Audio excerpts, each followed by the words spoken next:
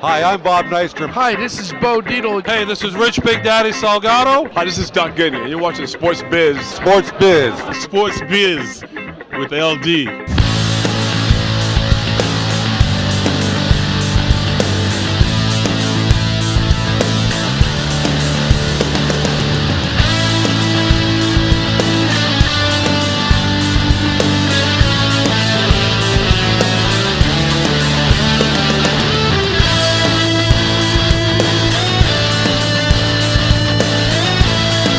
Sports fans, this is Sports Biz with LD. Welcome to Sports Biz with LD. I'm your host, Larry Davis. As usual, brought to you by the Rampart Insurance Group. For all your insurance needs, rampartinsurance.com. 388 Restaurant and Lounge, 388 Willis Avenue, Roslyn, New York.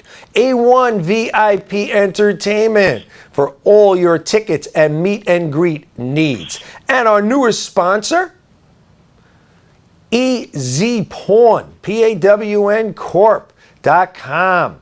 15 locations throughout the city. If you need money, you don't need money, just want to get rid of it, cash on the spot. What's better than that? SportsBizWithLD.com is our website. Facebook, SportsBizWithLD, and you can tweet us at SportsBizWithLD. Let's get right into the show. Our producer, Andy, have you seen him on the show a couple of times? And now he's always behind the scenes. He is giving us one of the premier MMA writers in the country, José Youngs from Arizona Sports 98.7. Jose, welcome to the show. How you guys doing? I've heard a lot of great things about the show. Thank you. I appreciate that. Let's get right into it. There's a fight card tonight right in Connecticut. Why don't you tell us who's on the card and a little information about the fighters? Well, for any casual fan that isn't sure whether they want to watch a fight card or not, this is the perfect fight card to tune into on a Friday night.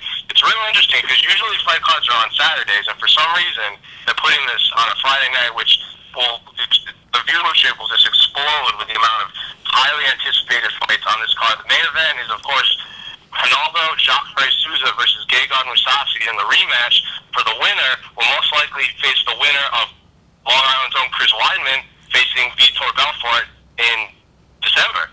So the main event, you could possibly see the winner of the main event facing Chris Weidman in early 2015. Co-main event, you got Alistair Overeem, who is a MMA superstar and world traveler, only fighter in the history of combat sports to win a K1 Kickboxing Grand Prix in 2010, the Strikeforce Heavyweight Championship, and the Dream Heavyweight Championship. So the only belt missing on his mantle is the UFC Championship. So if he can pull off this victory over Ben Rothwell, who's coming off of a 9-month layoff, he could very well be the next in line for the heavyweight title shot. Fighting before him, you got Matt Mitrione versus Derek Lewis. Not a big fight in terms of title implications, but just if you look, two giant heavyweights just slinging punches at each other, this is just the perfect fight. And then kicking off the main card on Fox Sports 1 is New England's own Joe Lozon, a fighter who has the most post-fight bonuses, most fight of the nights, one of the most submissions, one of the most exciting fighters in the entire organization, facing Michael Chiesa, the Ultimate Fighter Live winner, another very highly skilled grappler. So that is fireworks on the mat right there. Well, I can hear the passion in your voice. I guess Arizona Sports definitely has the right guy to be covering this stuff. But it seems to me that's reminding me, not in action-wise, because regular boxing, there's not the kind of action that you have in MMA, but it just seems to me that there's a couple of different belts, like you're saying, Strikeforce and this one. So explain to us, how many belts are there that guys can win to be, quote-unquote, a title holder? Well, if you're in the UFC, you can only win the UFC Championship. If you sign a contract with the UFC, you are not allowed to fight in any combat outside of that organization. So in 2010, Strikeforce had the number one heavyweight division, and that was the UFC's biggest rival. UFC was based in Las Vegas. Strikeforce is based in Huntington Beach, California. Those were the two premier mixed martial arts organizations. When the UFC saw the threat of Strikeforce growing and growing and growing, and they did what they always do. They bought him out. So they bought Strikeforce, absorbed all of their talent into the UFC. So now Strikeforce is done. It's no more. They did the same thing to the WEC back in 2011, they bought them out. They brought in all their fighters. So now you see a lot of former WEC fighters, a lot of former Strikeforce fighters now in the UFC because the UFC bought out the old organizations, just like they did in 2007, where UFC was the #2 mixed martial arts program in the world behind Pride FC based in Japan. Japan was the spot for mixed martial arts, and there was a lot of like the gangs and mobs running Pride back in the day, a lot of steroid use, and they eventually went bankrupt. UFC swooped in and bought them out. So right now the UFC is the premier organization. So if you hold the UFC championship belt, you are the #1 fighter in your weight class because the UFC bought out basically every other organization out there. So let's talk about the UFC. You know, Dana White, who is the Vince McMahon, if I could say that, because of his brilliance of what he's done. Tell us a little bit about Dana White, maybe some stuff people don't know about. Like earlier before you came on, I asked you about getting him on the show. You said it's a little difficult to get him. Tell us a little bit about Dana White, how he created this empire, and what's he really like? Well, the key word in there you used was create, and a lot of people don't know this. Dana White did not found the UFC. Right. In 1992, 1993, the UFC was created, UFC 1, and you may have heard John McCain talking about it back in the 90s when he called it human cockfighting. There was literally no rules in the UFC 1.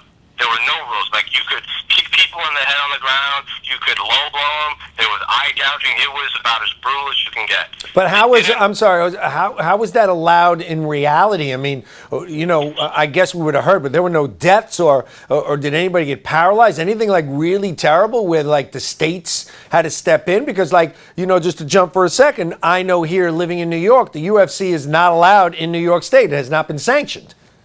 Correct. So a lot of states banned it. There was, in UFC, I think it was UFC 3, UFC 3 or 4, there was a very highly anticipated matchup between Ken Shamrock and Dave Severn, who was the #1 and #2 heavyweights in the world. Literally days before the event, I can't remember where the event was held, it was so long ago, the state attorney general said, you cannot throw a punch, because they weren't wearing gloves. You cannot throw a punch, first punch thrown, you're being arrested. Wow. So the UFC, they obviously didn't throw any punches, and it was a huge disappointment. I would say it was boring, right? Exactly. Sports Illustrated sent a writer to cover that event. The first time any major publication sent it, and it just happened to be one of the worst main events in UFC history. But now, Dana White and Lorenzo Fertitta and his brother Frank Fertitta, who own Station Casinos in Las Vegas, they saw an opportunity. Dana White saw the UFC was going to go under. He called up his I'm going to say billionaires, not millionaires, billionaires, friends, Lorenzo and Frank Fertitta, who are like royalty in Las Vegas, and said, we need to buy the UFC. So they bought the UFC, they added the fingerless gloves, they added the rules, they hired Big John McCarthy to write the rules and regulations, they trained all the refs, and they grew it into a legitimate business. And now you see a lot more people taking the mixed martial arts route than the boxing route. Another question, because it seems to me, and we're speaking with Jose Young's Arizona Sports 98.7, their UFC and MMA, I don't like to throw the word around, but pretty much they're expert on this stuff because you seem so knowledgeable. Most of the major sports, baseball, football, basketball, hockey, are billion-dollar businesses. Has Dana White created a billion-dollar business yet? I think if it's not, because the UFC is very careful in releasing numbers. If you want to get on Dana White's bad side, if you ever meet him, don't ask him about low pay-per-view numbers. Don't ask him about gates. Don't ask him about any of that. He will go off on any reporter who tries to question numbers that he goes out. So if he has not created a billion-dollar empire by now, it will happen in the next few years, especially since they became the first mixed martial arts organization to sign a box deal, which is huge. I couldn't even fathom that 10 years ago, but now you see mixed martial arts on the big Fox. You see UFC commercials between football games, NFL games, college football, baseball. So if it's not $1 billion, it will be in the next few years. And now tonight it's on Fox Sports 1 or on Spike. Where is their main TV draw? Is it regular Fox Sports? What are their channels that you could see their fights on? Tonight will be on Fox Sports 1. This 2014, they will hold more events than any other year they've been open. They're holding, I think, 53 events, 15 pay-per-views. A lot of people saying they're being watered down. Their ratings have dipped severely in the last few pay-per-views. UFC 177, which was last weekend, was a disaster pay-per-view in rating and gate-wise in the state of Sacramento. Fox cards are a little different because you get the big push from the major network and everybody can watch it on basic cable because not everybody has Fox Sports 1. I don't know what channel it is in New York, but in Rhode Island, where I was originally from, in Arizona, it's in the channel of the hundreds. So not everybody gets those channels. Their viewership is down significantly, but Fox cards are a little different because you get the big push and everybody has them. But the biggest show every year in terms of Fox is the December card because you get it during the NFL playoff push. So those are easily doubled in viewership. Well, it does sound, well, listen, if you're saying it's a little watered down, I mean, if you're coming up with those kind of numbers, and I'm Dana White, I could see why you don't want to ask me about numbers. So that's interesting. But, Jose Youngs, I got to go, but I really appreciate you calling in. We will definitely have you on again. I love your passion, love the knowledge. Again, Jose Youngs, Arizona Sports 98.7. Jose, for everybody out there, how can they get in touch with you? You tweeting out there? You got a Facebook? What do you got going on, buddy? You can tweet at me, just at Jose Youngs, one word, no numbers, no letters, and you can go to ArizonaSports.com, click on the MMA section, you can find all of my work. And if you don't live in Arizona, you can download the Arizona Sports app. You can listen to my radio show every day, 11 to 1 a.m., 11 a.m. to 1 p.m. Arizona time, 2 to 4 East Coast time. Thank you very much. Jose Youngs, 98.7 Arizona Sports. Wow, that's good stuff. I mean, he is, like I said, very passionate about it and, helping us learn. A lot of people don't really know about that sport. He does. And that was great for him to really call in. We got to thank Andy, our producer, for getting Jose Young to do that for us. Moving right along, we got so much more on the plate. One of the things that happened is Michael Sam, first openly gay player, which, who cares already? But listen, it is what it is. Was cut by St. Louis Rams, was drafted by St. Louis in the 7th round. Was immediately picked up by America's team, Dallas Cowboys. Now, why shouldn't America's team have the first openly gay player?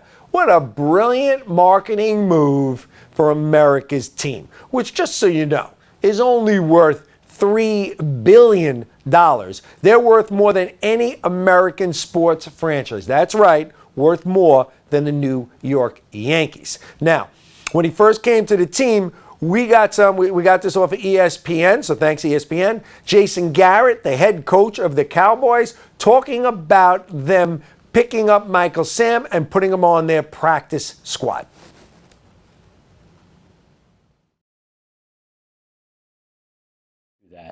In regards to Michael Sam, we feel like he has a chance to come in at a position that we've tried to address really throughout the offseason, throughout training camp, and compete for a spot. The way we view the practice roster is, first and foremost, their job is to help facilitate practice. But it's also a great opportunity for us to develop personnel and evaluate personnel. And this is not new or different for us. We're bringing a player in we want to see on the practice field. We got nothing but good reports about him from our people and from people in St. Louis. And we just want to give him a chance to come in and see if he can help our football team. I mean, what is he saying? I mean, he's basically saying they really like him. They did their homework. They called St. Louis. First thing is, the Dallas Cowboy defense stinks. I mean, they probably had the worst defensive year in NFL history last year. Okay, so any team wanted to play the Cowboys.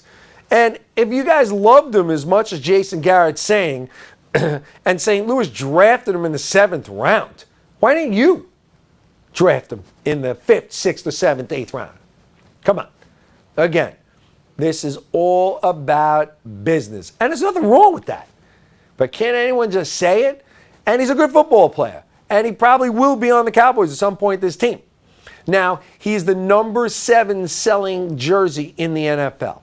Once he puts that star on and he's on America's team, with the Dallas Cowboys, with Jerry Jones, one of the best marketing guys around. And why do I say that? Because the Cowboys have stunk for the last 20 years. And they're still, like I just said earlier, worth $3 billion, worth more than any other team. So you think about it, America's team hasn't won in so many years, and they're still right up there. To me, they took him because he's a good football player, because their defense is terrible, and this is a great marketing ploy for Jerry Jones and the Cowboys. He has also said in an ESPN magazine article that he should have drafted Johnny Manziel. Everyone talked him out of it, even though he is the GM. And then Johnny Manziel, he would have drafted. Listen, Tony Romo's been hurt a lot. Johnny Manziel would come in, be exciting. And again, he's the hottest thing in football. Put that star on his helmet, and now your marketing again is going crazy. Would have been the right move for Jerry because his team is not that good. I love the move. Like Michael Sam, and his stats are pretty good for St. Louis. I know it's the preseason, playing against second team, but he had a couple of sacks, a couple of pressures. I don't know, played pretty good. But again, this to me is great for the headlines, great for the Cowboys, and it's great for the league. It's nice to see Michael Sam in the league. Hopefully at one point we'll just say Michael Sam, the Dallas Cowboy defensive player, whether he's going to be a lineman or a linebacker, and not Michael Sam, the first openly gay player. Let's hope we can get away from that. The sooner, the better, because it's all about football. It's not what he decides to do off the field in his own house, in his own bedroom. I mean, who really cares? Moving right along, a couple other things. As you know, we call this stuff off my chest. Let's talk a little NFL. Okay, let's do a little predictions, who I think is going to win. Of course, we'll come back to the show at the end of the year. NFC East. Got to go with the Eagles. I mean, the Giants look terrible. The Redskins, it seems like RG3 is not getting any better. The Cowboys, as we all know, I don't know what the heck's going to happen to the Cowboys. I got to like the Eagles in that division. In the North Division, I like the Bears. I think the Lions, the problem with Matthew Stafford is he throws too many interceptions. So I'm going to go with the Packers because Mr. State Farm, Aaron Rodgers, even though they lost last night and their defense isn't that good, Aaron Rodgers is just so good as a quarterback. He is going to win X amount of games for you just because of that. Moving to the South. Gotta love the Colts. Gotta love Andrew Luck. Andrew Luck has just got to be, is going to end up being right up there with Aaron Rodgers, Drew Brees, Tom Brady. This kid is going to just have one of those kind of careers. Gotta love them. Of course, you move to the West. Gotta love the Broncos. How you're not going to love the Broncos? Chiefs and Chargers. Chiefs will be okay. They got Alex Smith. Just signed him to a new deal. It's still the Broncos. Even though Wes Welker's hurt, isn't that interesting? Guy of his level is taking some sort of amphetamines. He's out for the first 4 games. I don't really think that's going to hurt the Broncos because it doesn't really matter who's catching the ball. Peyton puts the ball there, you catch it, you'll be fine. The Chargers will be okay too, but again, it's all about the Broncos. In the East, it's the Patriots. Come on. And listen, the Patriots are going to be in the Super Bowl. The Pats just continue to do it year in and year out. In the North, some people saying the Bengals. I'm not an Andy Dalton guy. I don't see it. I like the Ravens there. I think the Steelers are just not the team. And if I was the Browns, I would have gave the ball to Johnny Manziel because they just need the excitement. Okay? I just don't see what they think they're going to get with Hoyer. Yeah, he won 3 games for him last year, but it's Johnny football. You drafted him. Put him in there. Let's see the excitement. If he stinks, so you put him back on the bench. Listen, it's not like years ago you got to coddle these guys. If he can't handle it, he shouldn't be in the NFL anyhow. So if he can't handle not playing well, getting on the bench, getting back off the bench and getting back to the NFL, somebody shouldn't be there anyhow. I'm not all about coddling these guys. Put them in. See what they can do. Especially when you don't have such a great quarterback anyhow. What's the difference? What'd you draft them for? Gotta love them.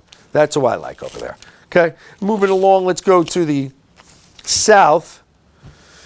Carolina Panthers, everybody's talking about is Cam Newton going to play this weekend. I like Cam Newton. I like him a lot. They had a great year last year, but I got to go with the Saints. Drew Brees, Sean Payton, they're just a great team. Their offense just kills it. They don't stop. They got Rex Ryan's brother there, Rob Ryan, now calling the defense. I'm not saying he's the greatest, but he's better than what they had. I like the Saints there. Last night, the Seahawks showed you why they're Super Bowl champions. You know, they're going to win the West. But, you know, the 49ers are a very good team. So my prediction is I think it's going to be 49ers, New England Patriots in the Super Bowl. And I think it's time for Tom Brady and Bill Belichick to win again. I know everyone's going to go, oh, the 49ers or the Seahawks. It's time. Brady's still great. Have a great team. Yeah, finally, I think they got a good defense, especially bringing over Darrelle Revis. You got to love Darrelle Revis.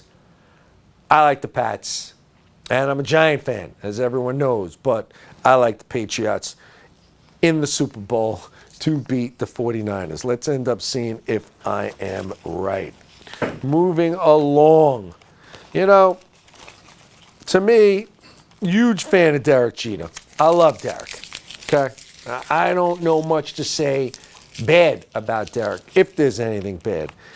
And all everybody wants to talk about is how the Yankees and Derek Jeter are just cha-ching, cha-ching, making money left and right with Derek Jeter.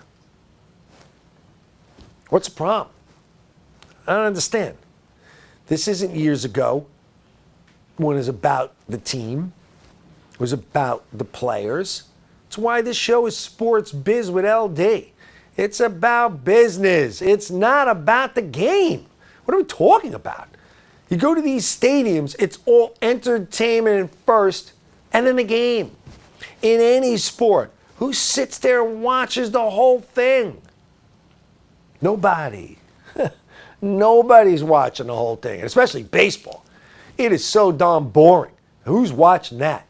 So now this whole year is about get to the stadium to see Derek play in his last year. To me, I mean, that's like ridiculous. I got to go say, listen, if there's 3 million people, 3.5 million people go to Yankee Stadium this year, 20 million are going to say they went and saw Derek Jeter play this last year anyhow. So what's the difference?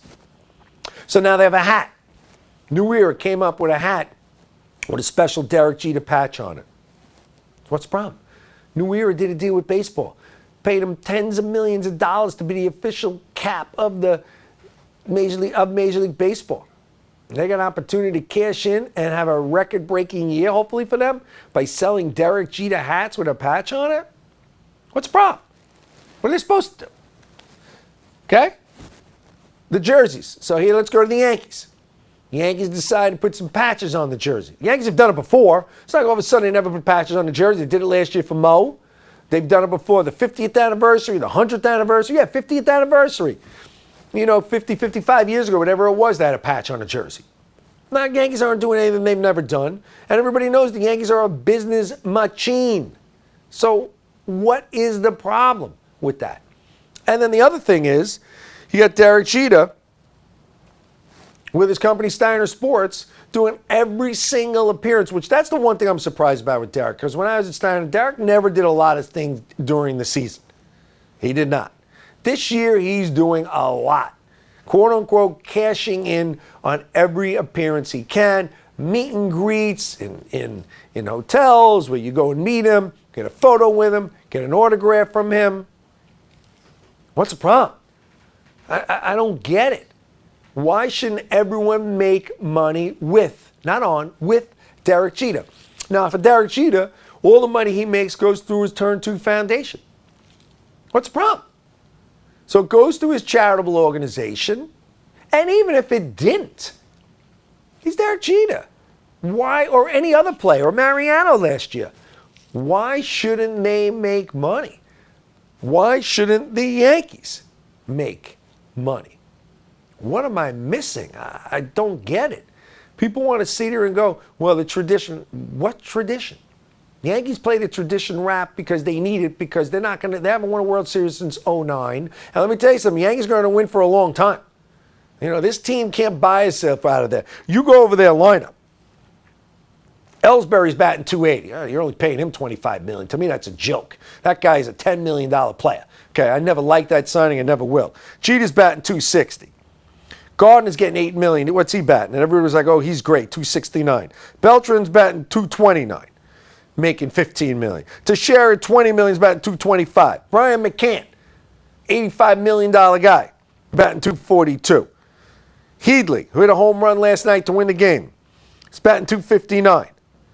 Stephen Drew playing second base. Remember him? Batting .163. Brendan Ryan, .213. Suzuki, .284. Are you guys kidding?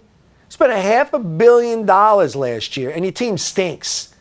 You got nothing. Nobody. No one on this team you even want to come see play. Next year, you guys are toast. Yankees are toast. Okay? Tanaka's done. I don't know what they're doing with Tanaka. They keep thinking that some miracle is going to happen. Everyone gets Tommy John surgery in his situation. What do you think? He's going to be the only one who isn't? So if he ends up, he goes all off season, soft tossed and thrown, and everything's okay, open spring training. So he starts letting loose. He blows out his elbow. What do you think is going to happen? Is he going to lose him another year and a half? What are you doing? Get it done. Yankees are toast for a long time. So they're milking every dollar as they should. Because next year, I don't know what they're going to milk because there is nothing to milk. So, Derek, do whatever you got to do, buddy. You deserve every dollar you can make because you're Derek Jeter. All you've done is done everything right. You've won the pinstripes with more respect than anyone who's ever won them. Right up there, I would say, Mariano. Because Mariano is just another class act. So if anyone has a problem with that, I just don't agree. But, again, everyone has their opinion and should have their opinion. But the Yankees, Derek Jeter, new era, everyone associated with Derek should make as much money as they can. Because the bottom line is, if you don't like the product, don't buy it. It's that simple. And at the end of the day, if you want to meet Derek, it's not going to happen in your lifetime. So I saw some meet and greets going that Steiner Sports is doing with him. What is it, $2,500? Listen, that's a lot of money. But at the end of the day, that's a lifetime thing that is on your bucket list for you, your son, your wife, your girlfriend, your daughter, whoever it is, to meet one of the greatest Yankees and one of the greatest New York sports icons ever. You get the chance to actually meet him for that kind of money. I don't see a problem with it at all. Moving along, I don't even think there's much time to get to my next spot. So, I will have to say to you again, it's amazing how quickly the show goes. Let me thank my sponsors. Rampart Insurance Group, for all your insurance needs, rampartinsurancegroup.com. 388 Restaurant and Lounge, 388 Willis Avenue in Roslyn, New York. A1 VIP Entertainment, for all your ticket and meet and greet needs. VIP, A1E VIP Entertainment.com. EZPawn.com. That's PAWN.com.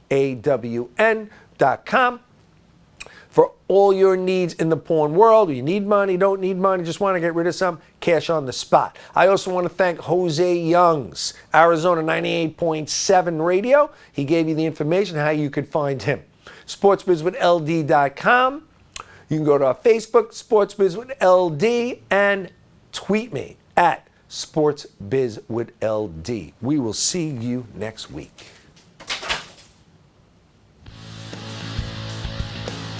Sports Biz is sponsored by the Rampart Insurance Group for all your insurance needs. Special thanks to MintPros.com. Brought to you by the Daily Blue Network. Sports fans, this is Sports Biz with LD.